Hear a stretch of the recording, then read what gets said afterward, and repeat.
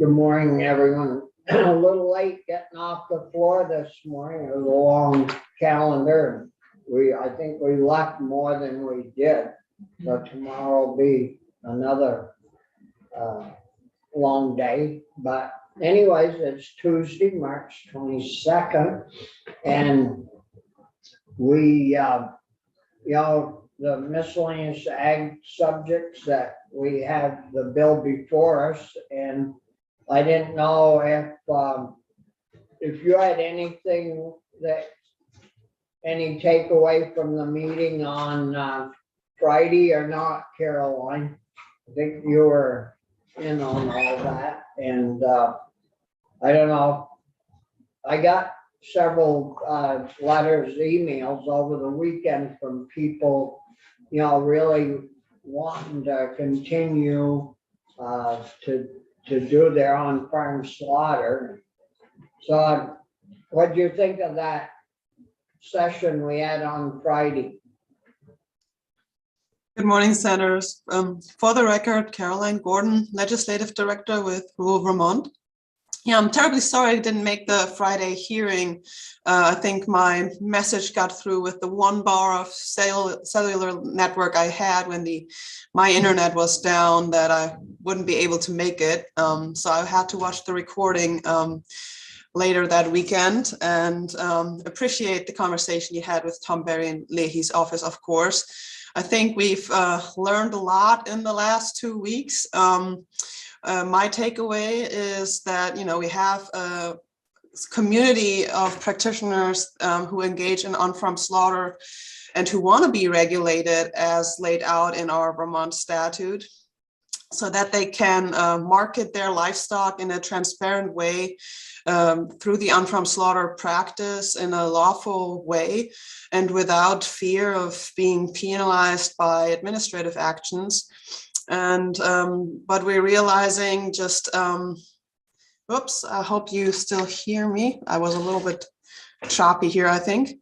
I think we're really realizing we also are on an unlevel playing field when there's informal communications used between BAFM and FSAS that results in confusing practitioners on the ground here in the state of Vermont.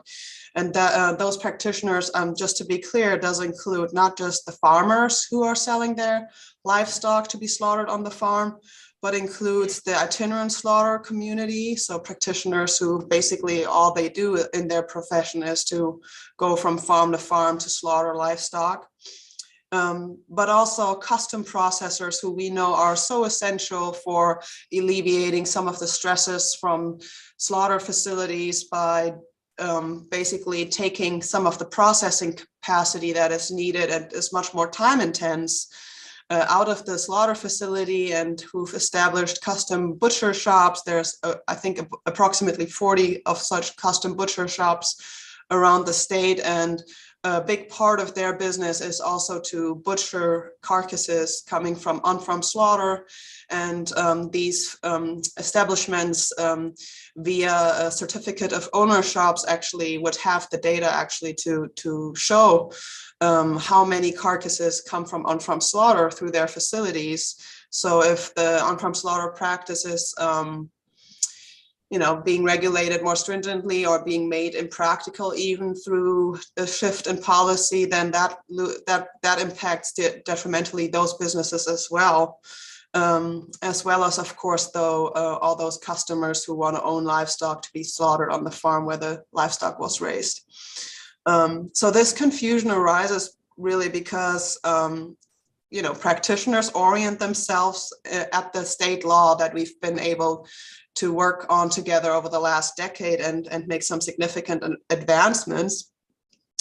And that is the most specific rule that governs the practice of on-farm slaughter. So what else would they orient themselves after? It's much more specific than the federal personal use exemption, much more detailed in terms of how to go about doing this lawfully. But then they receive contrary information from this administering agency, comments that you can't find any legal footing in the law. So Rural Vermont, I think we believe that we know now with certainty that what VAFM is interpreting as the letter of the law is actually not the letter of the law, but is based on official or informal, basically something called what we would call internal guidance from FSIS, and seeing that as decisive because of the lingering threat to our equal to status, and is not, and those internal guidance documents, or what we've seen and analyzed with Tom Berry last week, and as Michael O'Grady has spoken to, is actually in stark contrast to what we have in the law and what we see in other state laws too.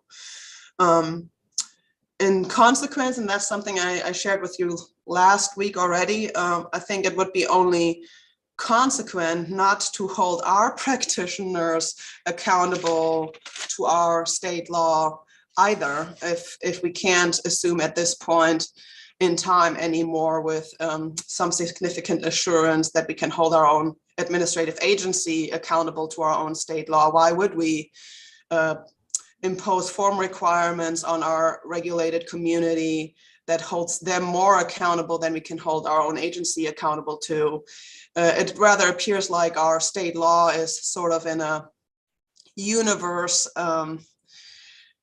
It is on the books, and it's formally still what's on the books, but you and I, we all know now that what we're actually governed by is this internal agency communication and policy, where we are really David versus Goliath kind of battle, where unless we really significantly affect federal policy, it appears unlikely that we will be able to get that administrative support in implementing what we have here in our Vermont state law for on-farm slaughter, with creating that assurance that a regulated community would need in order to feel comfortable being like transparent and open with their practice towards the administrative agency. So in short, that's why we still would like to see a repeal of our form requirements.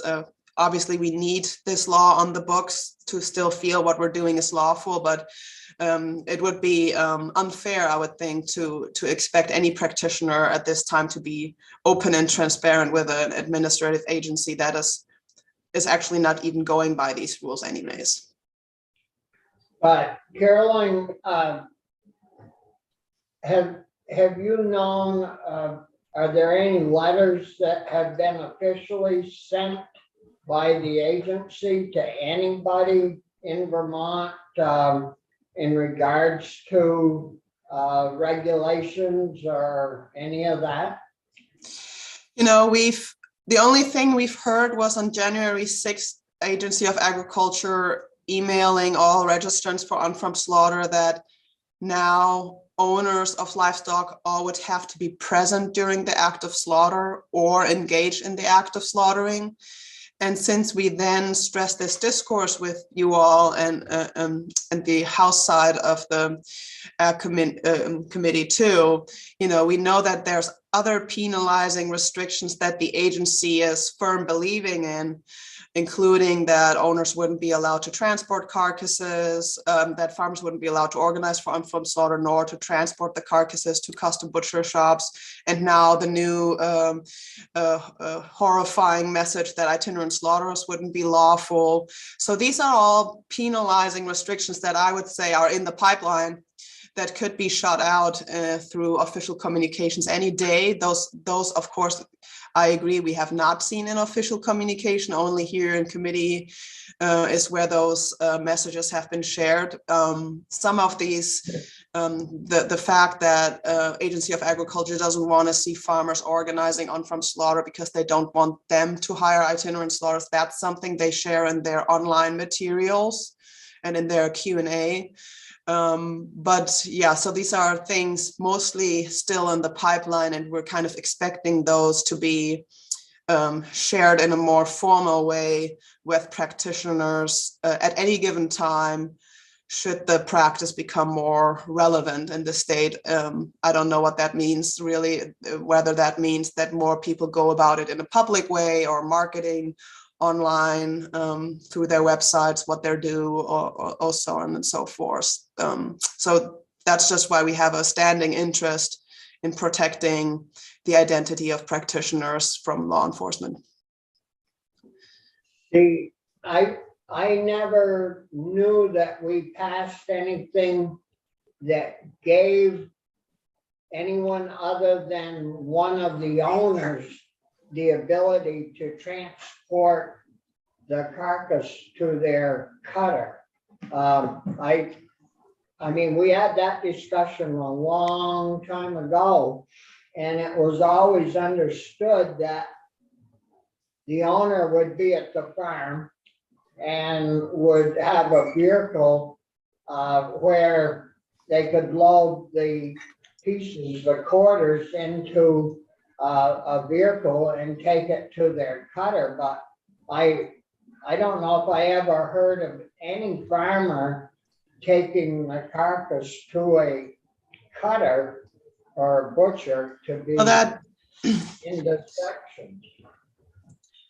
Yeah, as a response for that, since I worked with rural Vermont in 2019, that's kind of how I got introduced to the on-farm slaughter practice. As the general status quo is that actually neither of the owners are present during the act of slaughter, that it's all the farmer acting as an agent on behalf of the owners, that it's unlikely that owners would want to come to the farm and witness the slaughter. This is also something where we have significant testimonials too that we collected and that we'll present on our action day on Thursday.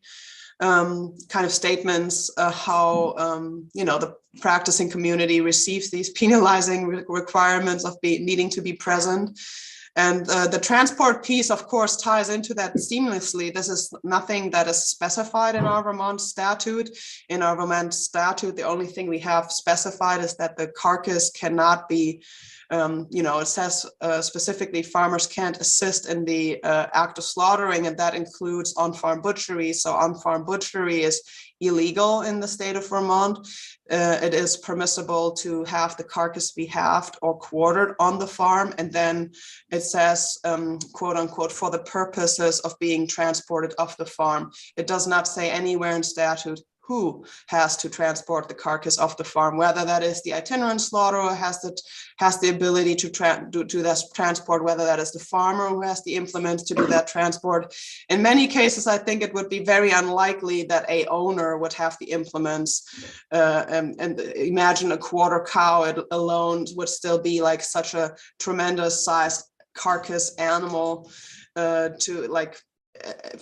and I imagine customers in on-farm slaughter, those are lay persons who might neither have the skill nor even potentially a vehicle that could transport in a sanitary way such carcasses.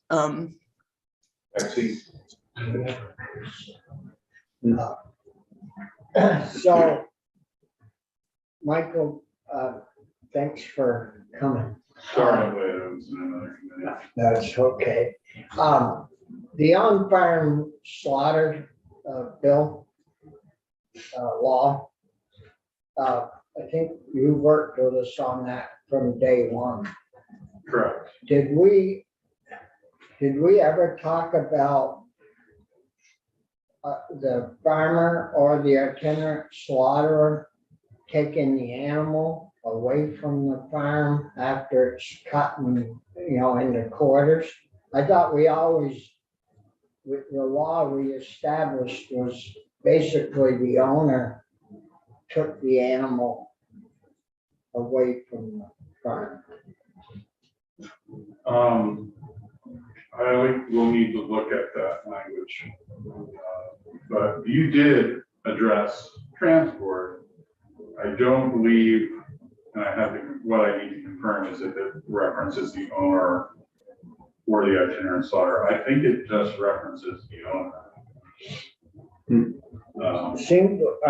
I don't know why I guess why I'm thinking that, because I don't think we ever had that discussion, because it was such a when we set that up, it was such a fight to get it set up and keep it totally away from the farmer only had to provide the site, a clean, like a clean place to be able to do this, runoff for where the blood and stuff would go.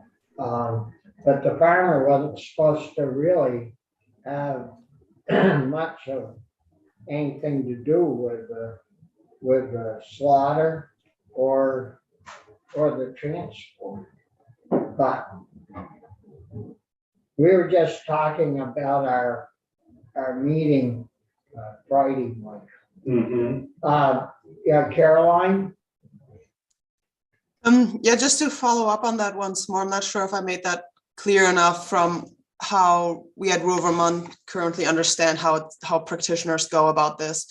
It's when farmers sell their livestock for on-farm slaughter, they have the new owners sign a certificate of ownership, which basically attests that they are now the owners of that livestock. And then the farmers continue to function as an agent on behalf of those owners by organizing on-farm slaughter, meaning hiring the itinerant slaughterer, having the itinerant slaughterer come to the farm, perform the slaughter, likely on multiple animals that belong to multiple different owners, and then taking all those carcasses in their halves and quarters, whatever it may be, to a custom butcher shop, handing over the certificate of ownerships to those custom butchers, basically attesting that those are the carcasses of these owners, who then process further the carcasses. And that is sort of in a nutshell on-farm slaughter as we have it currently in the state. It is, even during the pandemic, it was very clear that farmers wouldn't want their customers / owners be present at the farm during the slaughter. It's a biosecurity issue for the farm to have people come to the farm at times, and that's oftentimes at conflict with allowing guests to be present. And even just for the organized and most sanitary way of going about the practice, it would be undesirable for farmers to have the owners be participating or present during this act of slaughter. It could be rather a hindrance of this event going about in the most efficient and in the most sanitary way possible. So from those perspectives, and how it's currently done, this new Agency of Agriculture policy that owners need to be present is a roadblock. We have collected multiple testimonials for that, and had a chance already to share some of those feedbacks we received with the committee earlier in the session. And the transport requirement is basically on the tail end would be similarly a roadblock, even though I think it's not. I want to add, of course, not every owner wants their carcass to be butchered in a custom butcher shop. There's certainly also a community of practitioners who want to butcher their share themselves at home, and those customers do pick up their shares likely on the farm, but that's not always the case. And I think the profession of custom butcher shops we have quite commonly in the state. I said there's up to 40 different places who perform these services. They benefit from also receiving these on-farm slaughtered carcasses, and also there for efficiency purposes and just having the implements to do this well. It's unlikely that the owners have the capacity to do that always. But what you said, you told us the way Rural Vermont has set that up with your members and the on-farm people, but did you research and see if you were tracking the statute as you did that?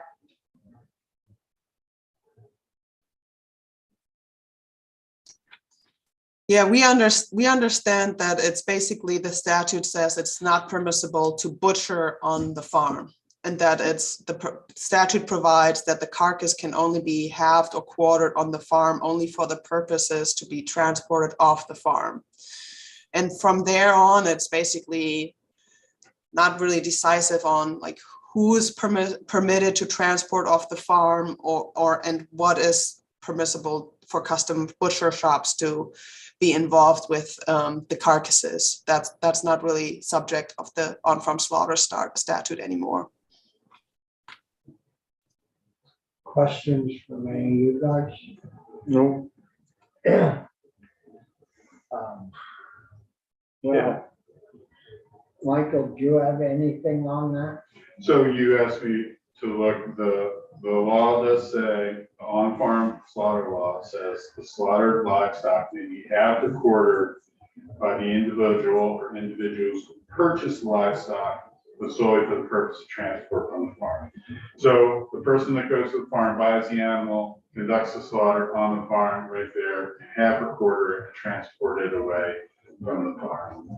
There's a further provision later on in that same section that says an itinerant slaughterer may slaughter livestock owned by a person on the farm where the livestock was raised under the following conditions. The meat from the slaughter is distributed only as whole, half, or quarter carcasses to the person who owned the animal for his or her own personal use or for use by members of his or her household or non-paying guests. The slaughter is conducted under sanitary conditions, and the livestock is slaughtered according to humane method. So, yes, a person slaughtering under the on-farm personal use exception can half or quarter for transport. This says that they can also hire the itinerant slaughterer to conduct that Slaughter. and for the slaughter and distribute it to the person that owned the animal under the on-farm law for transport. Now, there is a letter that USDA sent to the Agency of Agriculture in 2013 that says basically that itinerant slaughterers can conduct the slaughter under the on-farm slaughter law.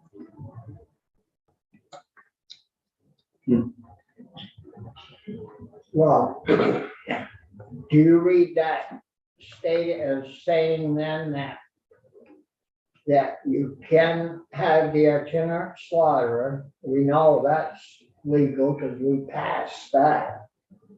Do the slaughter, but you read it as also saying that the itinerant slaughterer can take that to the butcher? There is nothing specific that authorizes that, but there's also nothing specific that prohibits it. It doesn't specify who is the transporter from the property. So that's likely going to be something that the agency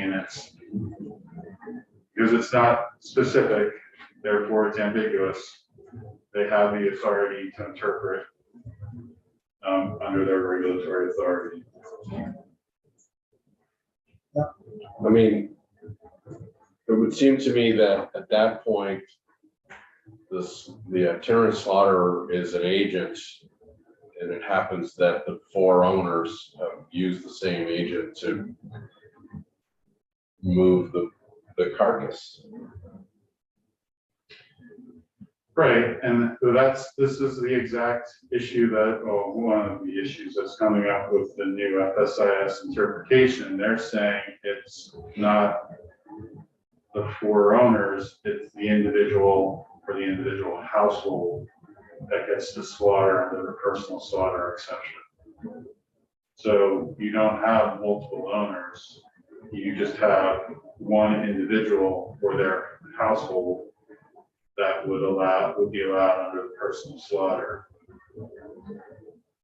And then it's just transport to that person, their family, or their guests, household guests, or employees.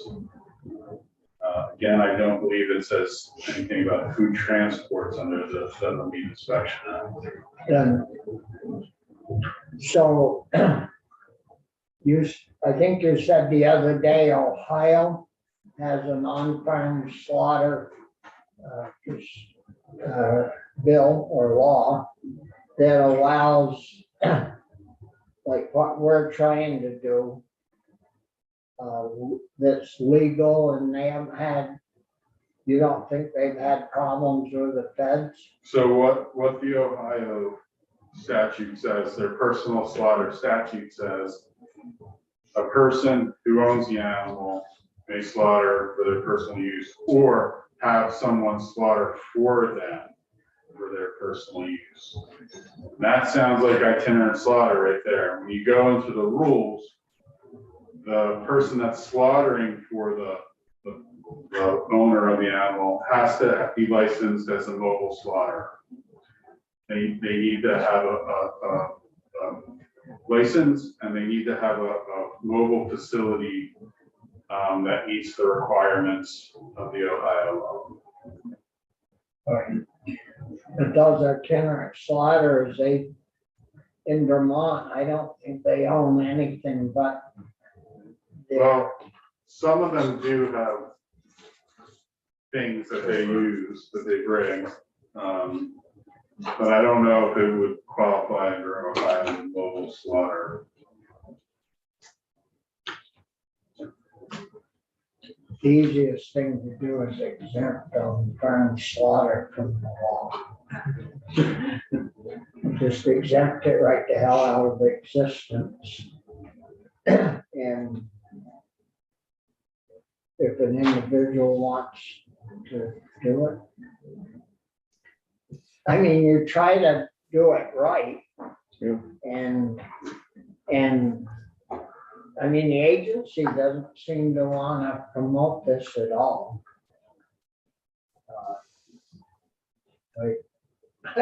I don't know. Caroline? If I may just have another question, just because Legislative Council O'Grady has been involved in this for so many years. And one thing I heard recently in terms of your question, can't this just be all exempt from the law? And there was through the grapevine, someone shared with us that these on-farm slaughter laws all were just possible because of a underlying assumption that the practice would be basically negligible because of the few animals processed on farms, and that there would be some policy, FSIS policy, that these small numbers of animals processed on farms would be negligible under the Federal Meat Inspection Act, and therefore the on-farm slaughter laws would be allowed or so. So I'm just wondering if we have more insight in the legislative history of the development of all these on-farm personal use exemption laws, and if we doubled the allowances last year, but it's still really small quantities per farm, I would think, and I'm wondering if that is something where we could also loop back with FSIS on standing policy from back in the days when on-farm slaughter personal use exemptions have been developed. Well, the original conversation with FSIS about on-farm slaughter originated from certain communities that wanted to slaughter according to religious practices, religious requirements, and consultation with FSIS at that time, they indicated that they do allow that, the religious slaughter. And when you look at state statutes around the country, some states have specific religious slaughter authorities that will allow slaughter in a way that's different from the specific inspection and licensing requirements. So that is really where the on-farm slaughter issue generated from. That's where the authority came from. Instead of Vermont basing it on religious needs, it was based on limited number on a farm according to humane and sanitary conditions underneath a personal use exception. So that's where it really generated from. That's where, in working with the then deputy administrator of FSIS, that's where I got the idea from. And then we started bouncing back and forth ideas about how that would play out and what would be allowable. And he basically approved that and wrote Vermont a letter saying what the General Assembly enacted was approved. And that's back in 13, Michael? Yeah, I'm looking at the letter right now. And nothing after that changed anything? Well, not according to, The only thing that changed, well, two things changed.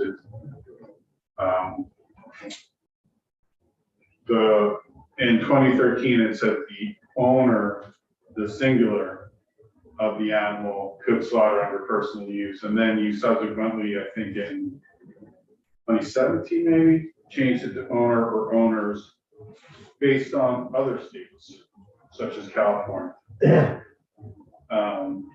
And then you did allow for the quartering of the animal. Yeah. Because it had previously been halved, I remember that. and that was just a kind of a practical difficulty for transport. and the other day, you said where it says owner, they also said more plural, so it's owners. So Vermont says person or persons. California says owner or owners. Some states say farmer or farmers. Other states just say person or farmer or owner, singular, but then their statutory construction says singular means plural. Yeah, Um, so that part's fine, Chris. Is it true that, am I right, that you can only have up to 4 owners of a cow? I don't know where you're, Well, because you can't quarter it. It's the smallest chunk, right? I guess well, that's I mean, according to FSIS, if the 4 quarters were distributed to 4 households, right. there could be households. hundreds of people. Yeah. What I'm wondering is, and I almost hesitate to say it, but what if we had it set up where an itinerant slaughterer became an owner in some sense legally? The issue is when then would be sale, right? Because you can't sell unless inspected. And inspection needs to take place. But they're very generous and they take only a steak worth, you know, I mean, I guess I'm trying to be creative, but. You were creative. I mean, what is in Vermont's law is what became the basis for on-farm slaughter under FSIS's guidance, and it's used in other states. So it was approved by Do we need to get the agency back in and see if they have gotten the memo? Well, I don't know, I mean, I'd like to. it's always risky, right? Yeah. Right, the crew gets back to us, so we got some new ammunition. Because out across the street, they blow smoke a lot on this stuff, because they don't want to do it. I mean, it's like finding that milk dealer $5,000 because he was 5 days late, and then telling him that it was gonna be $1,000 a day for every other day he was late. Yeah, I mean, that's, you don't, in a little tiny state like ours, where you know everybody, you don't do stuff like that. I mean, Jesus. And that Larson, they run a hell of an operation. I mean, good operation. I can speak from experience, Well, and Lord knows we put a lot of requirements on those people, so. All I right, mean, well, I agree, the timing of when we talk to them is important. I think, And, you know, and, no, I think we should have Anson over for a general discussion in regards to practices and policies. I think that'd be a good idea. You know, I've had big farmers tell me that they've been threatened with like $30,000 fines when it's rained for a month straight, not having their catch basin in the right spot, but it's all been improved by, Yeah. you know, ASCS, and you know, it's sometimes you have to have a little bit of a heart to, Mhm. and the book might say it's black, but held black, you know, maybe it should be colored gray. But I don't know, if they get Intent's a some, big deal too on things. There's the intent to do something and not the intent to do something. you know, well, I don't think, Caroline, we're ready to roll on this until we hear back from Tom. Yeah, that sounds good. And I, of course, appreciate you consulting with our state agency directly, because, you know, we hope to work with the committee through the democratic process also in the future. On fairly frustrating if we have to find that the policies that we are able to pass into Vermont law successfully are then lingering sight unseen, and we cannot promise to our constituents wholeheartedly that what we have on the books is actually what will be the letter of the law, and that is a very frustrating state to be in, and we really hope that that is not a perpetuated situation in any other aspect of the law, and it's an unacceptable circumstance, whether it's on-farm slaughter or another state policy. What is state law should be implemented by our administration, and that must be the subject of a conversation with our agency, unfortunately.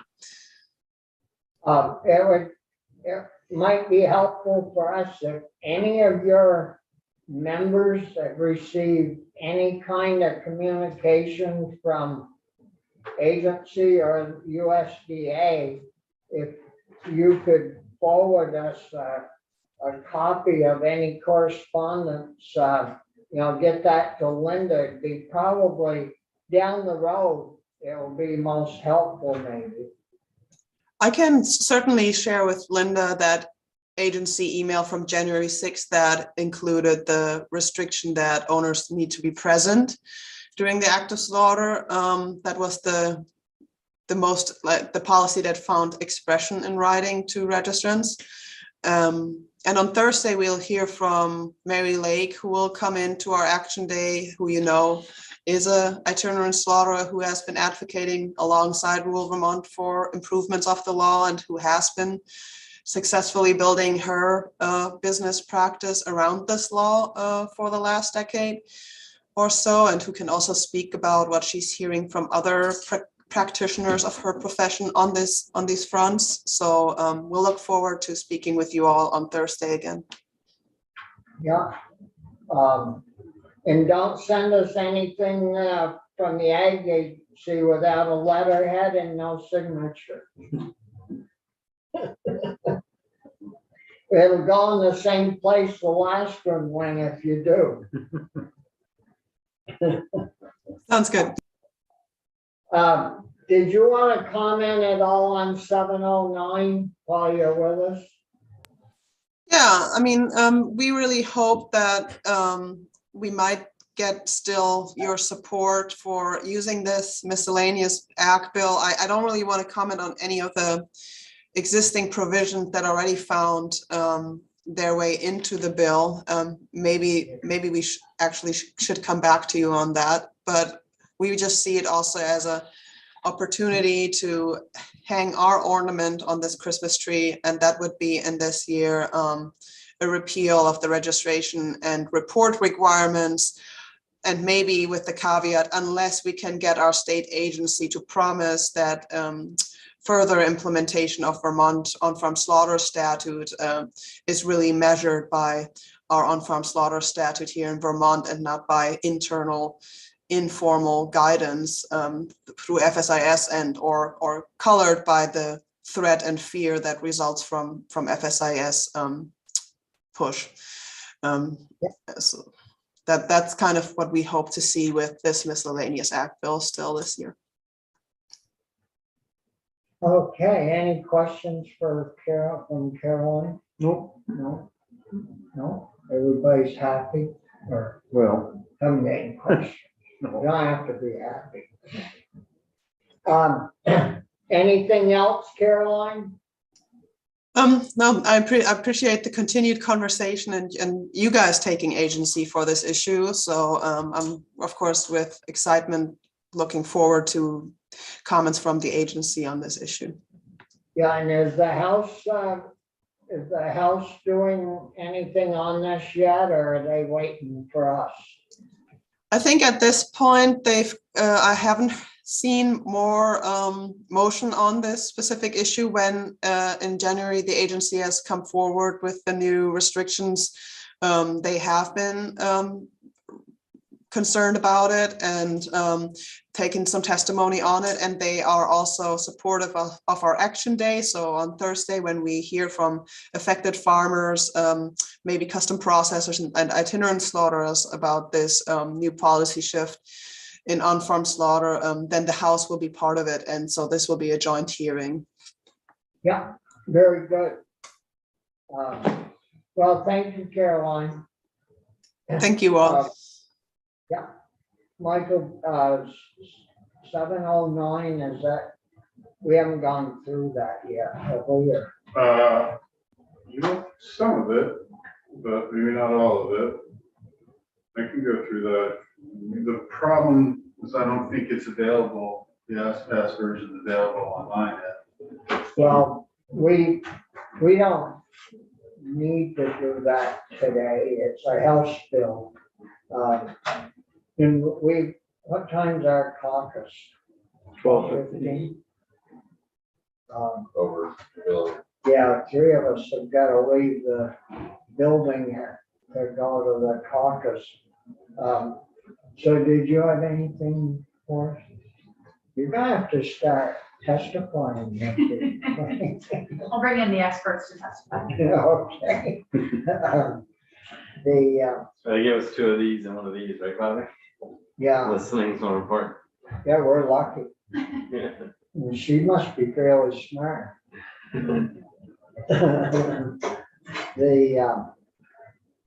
Yeah, anytime, your clients, have something that they wanna talk to us about, just speak up. So 709 is online, the ASPAS version. Yeah, Does that refer to us? Yes. you wanna take 5 minutes and Sure. we can get a quick overview and then. Mike, do you need me to tell it? Pardon me? You need me to? I guess so, if people don't have. Either way.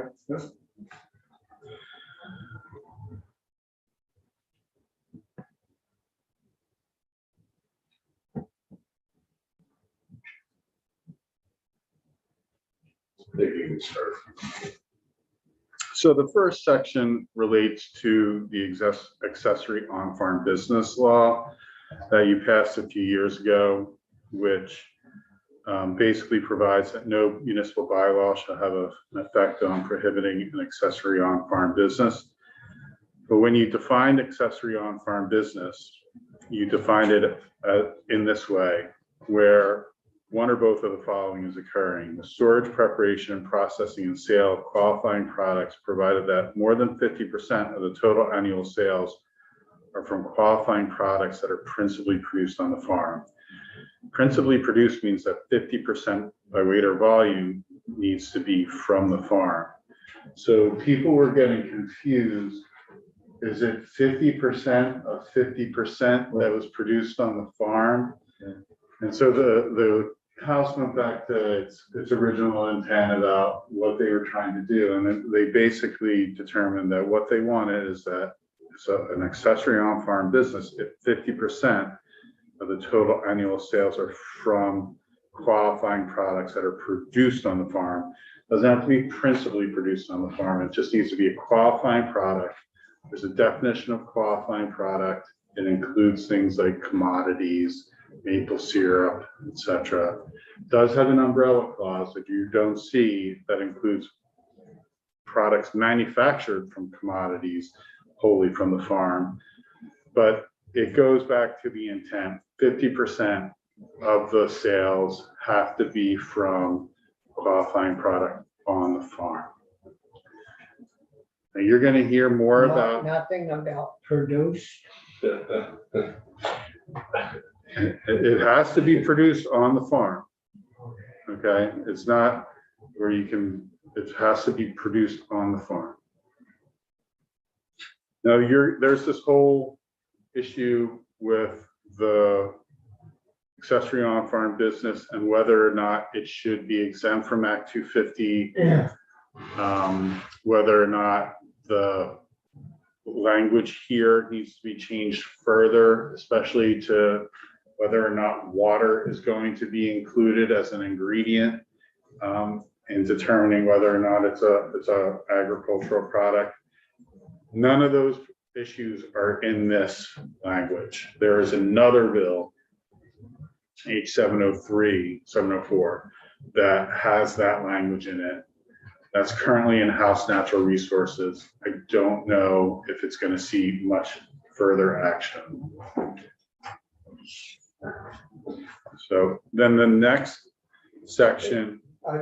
I've almost come to the conclusion, I don't know if the other members have thought about it, we haven't talked about it. But most of these bills, we give the agency the authority to do rulemaking.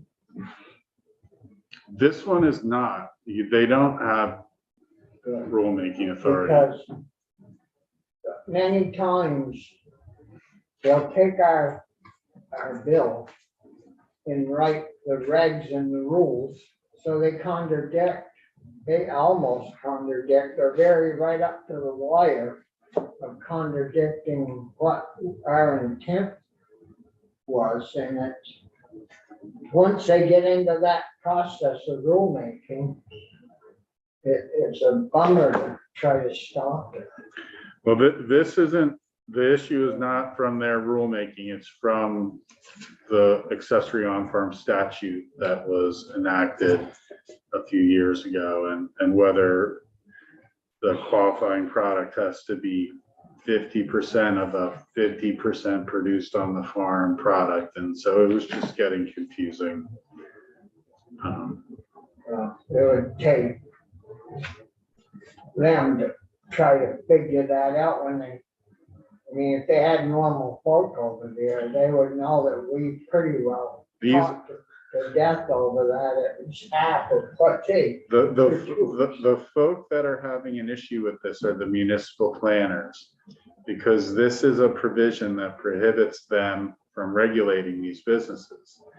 And so they're trying to figure out if they're prohibited from regulating the business or not. Based on that one thing. Based in part on that one thing. There are some other provisions that, so it's not the agency.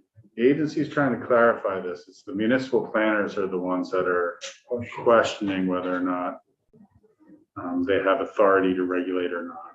Yeah. Well, I'm glad you straightened that out. So moving on to section 2. Sorry about that. This is allowing electronic service for any enforcement action or other action that requires service. It would be by email, but it's not something that the agency can do unilaterally. The person has to accept the service or provide notice that they are going to accept electronic service. And so one of the ways that a person can accept electronic service is acknowledging receipt or otherwise responding in a manner that demonstrates actual service. So it's an efficiency tool, allowing them to not have to use personal mail or certified mail in order to provide service. Yeah, good, I think, yeah, we kind of went through that. We did. So one of the other things, similar to the good standing provision that was in Bureau Law 258 regarding grants, this is a provision regarding applications for a license, and that the agency may evaluate pending applications based on the prior compliance history of the applicant. So whenever a person is applying to obtain, renew, permit, or other, the agency may consider the person or entity's alleged or proven failure to comply with related program requirements. So if they're a bad actor that has a history of non-compliance, the agency can deny an application or renewal based on their compliance history. They can, it's a may, it's in sub C. If the agency is considering denial, they may. This is actually a fairly common authority in environmental law, both at the federal and state level, where compliance history can be reviewed. But that, that would be, if you were in ag, wanting to sell a certain product, and they must have a list of all that. They have to have I thought a license, a general license, like in a store, covers many different products.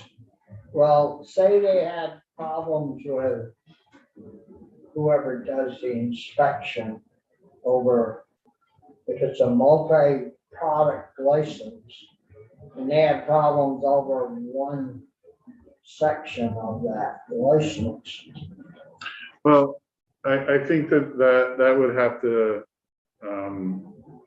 if there's general compliance under the license, I don't think the agency is going to deny.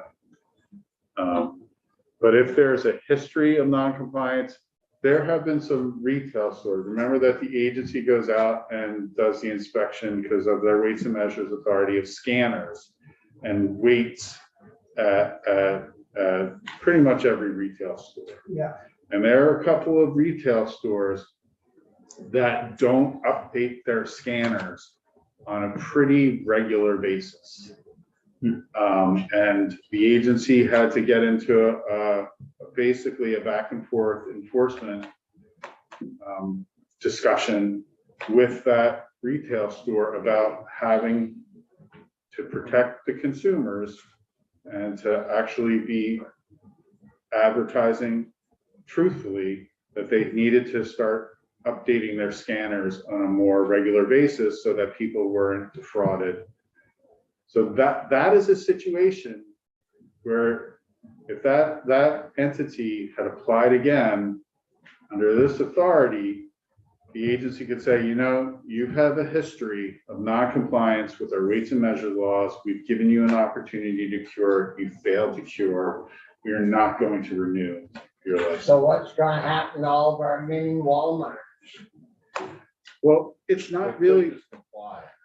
They could just comply. Right. The mini Walmarts are not the ones that are the issue. It's not